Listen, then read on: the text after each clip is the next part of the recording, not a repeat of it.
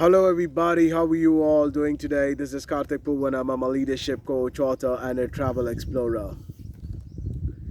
Anything that you're trying to do today, no matter what it is influenced by deep subconscious programming. Until and unless you begin to challenge this deep subconscious programming, you will not be able to think for yourself. And until and unless you start thinking for yourself, you wouldn't actually be taking steps that's going to harness your well-being in a very powerful way. Just think about it. Going to school, getting good marks. Whose idea was this? Was it your idea or was it somebody else's idea? I do not want you to be influenced even by me. Okay, but just think about it. Whose idea was this? Having a job, being successful in life, whose idea was this? If you are married, your life is successful, whose idea was this? And for a moment, I want you to go even a step further. Look at the lives of all the people who are going to schools and colleges.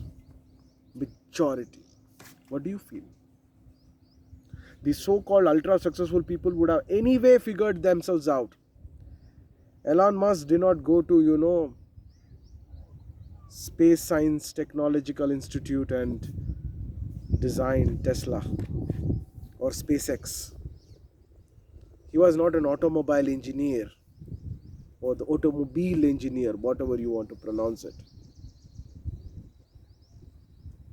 Naveen Jain of MoonX never ever went to NASA or has studied any satellite communication to create a company which is officially being granted to go to moon and come back. Look at all the big giants who have created something very, very vast. They would have still done it even if they would have not gone to the campus. Steve Jobs, in his own statement, in the Stanford University speech, he said that his decision to drop out was one of the most wisest decisions he's ever made. So, think for a moment.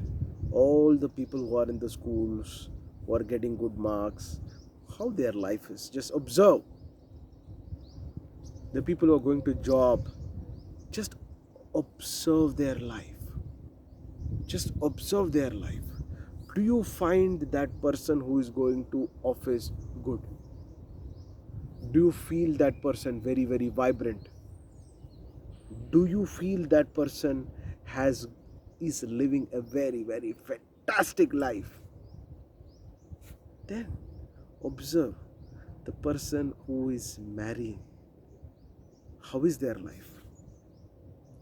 Well, I just observed the people's lives. That's all. And I never wanted to be like that.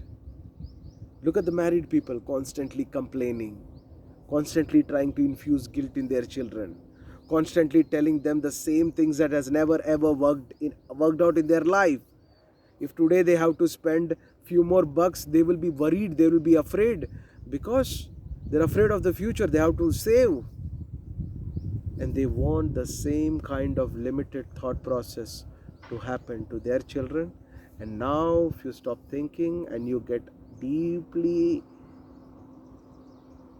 involved in that hypnotic pattern of limited shrunken thinking and those ideas which are not even yours, which has not worked for others, you have taken those ideas. How is it going to be successful to you?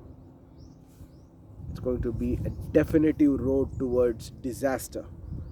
And this is what is happening. And people are walking at an incredible pace towards disaster and they're complaining. Well, the direction itself is wrong. You want a destination called joy and you're walking towards a destination called as misery. How will you reach joy? Let's say you want to go towards Los Angeles, but you have taken the direction towards Boston. How will you reach Los Angeles when you're taking a direction towards Boston? Let's say you want to go to India and you have taken the direction towards Africa. How will you reach India? It's not possible. So when you are moving in a wrong direction, you will not meet the destination that you desire. So think for a moment. What do you need truly? Observe people. Very important. You observe them. You don't have to take my words into consideration. Observe their life. And ask yourself for a moment, would you like such kind of a life? If you would you be interested in constantly complaining? Do you want to choose a profession in your life which is going to eat away your time of freedom just because somebody else will respect you? And for what? If you go to the bank and tell that 100 people respect me, give me a loan, will the bank give you loan? No. You go to any shop today and say, I'm a good person, people are respecting me, but sir, you have to pay the bill. Madam, you have to pay the bill. So you need to choose that profession. It doesn't matter how, it's not about the earnings, it's about the freedom of time.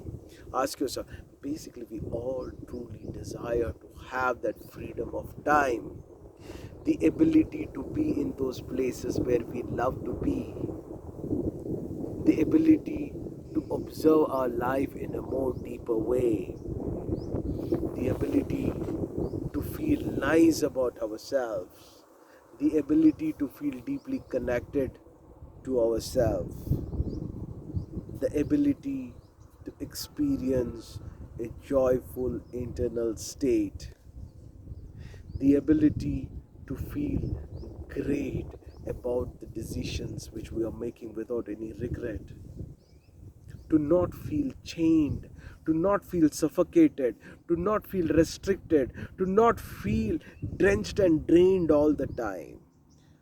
You observing these people who have conditioned you and told you it's a great life, who told you to get a great degree and your life will be great, who told you that marry and your life will be settled. Observe their life. Ask them, they're living their desires. If they are able to spend a little more money, they will be going mad because they're afraid of expenses. Limited mindset. And now they will tell you also these statements. You spread your legs as only to the extent where you can stretch your carpet. Money doesn't grow on trees. Of course, money doesn't grow in trees. We know it is a banking system which is printing money. We know it is the value of goods and the commodities which are existing, which is defining the number of money that will be printed. We know there are rules and regulations existing. We know there will be inflation. We know the money which is there in the bank today will not be worth after 10 years the same way. But you're saying money doesn't grow in trees. What is it that you're trying to point out? Limited, shrunken mindset. And this limited, shrunken mindset, they are taking it and they are trying to put it on.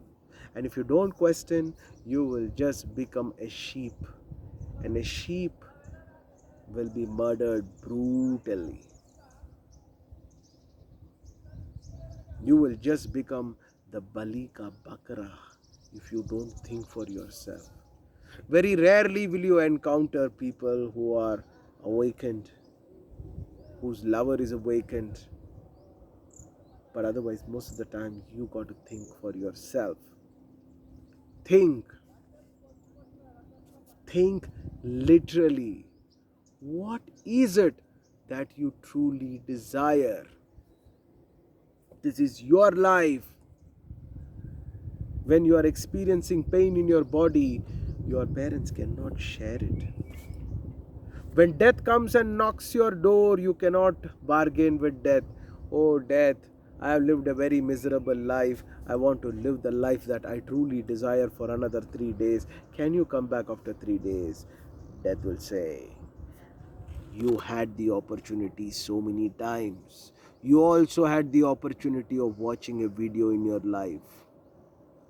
Why haven't you taken the needed necessary steps to feel good and to live the life that you desire, or take those action steps?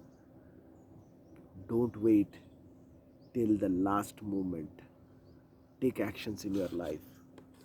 I want you all to also explore what is it that is to be like a digital life coach. How much freedom you experience in life, the action steps that you're willing to take, all the possibilities that you're looking for. I want you to click on the link in the description box below and explore it. Have a great day, everybody. This is Karthik Poovanam.